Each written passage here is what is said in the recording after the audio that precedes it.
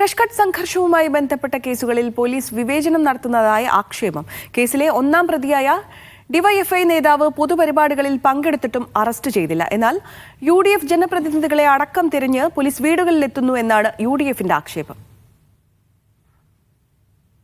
Fresh cut സംഘർഷ കേസിലെ ഒന്നാം പ്രതി ഡിവൈഎഫ്ഐ താമരശ്ശേരി ബ്ലോക്ക് പ്രസിഡന്റും ബ്ലോക്ക് പഞ്ചായത്ത് അംഗവുമായ ടി മഹറൂഫ് കഴിഞ്ഞ ദിവസം ബ്ലോക്ക് പഞ്ചായത്തിന്റെ പരിപാടി ഉദ്ഘാടനം ചെയ്യുന്ന ചിത്രമാണിത്.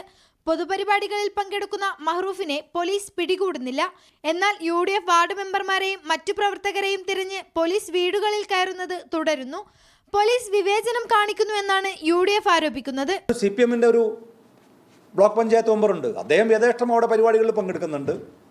കഴിഞ്ഞ ദിവസങ്ങളിലൊക്കെ അദ്ദേഹം പങ്കെടുത്തു. അപ്പോൾ അദ്ദേഹത്തിന് ഒരു നിയമം, ഈ കേസിൽ പ്രതികളായ മറ്റുള്ള ആളുകൾക്ക് വേറെ നിയമം എന്നാണോ?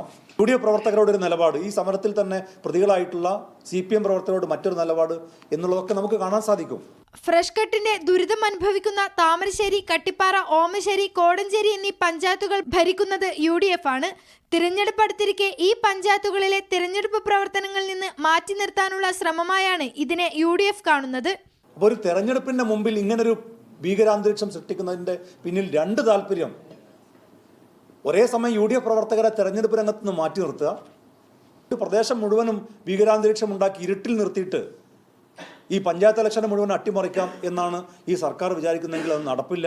ജനകീയ സമരമെന്ന പരിഗണന നൽകി പോലീസ് നടപടി മയപ്പെടുത്തുക, ഫ്രഷ് കട്ടിൽ അക്രമം നടത്തിയവരെ തിരിച്ചറിഞ്ഞ് അവർക്കെതിരെ നടപടിയെടുക്കുക, പോലീസ് നടപടിയിൽ രാഷ്ട്രീയ വിവേചനം പാടില്ല എന്നീ കാര്യങ്ങളാണ് UDF ആവശ്യപ്പെടുന്നത്.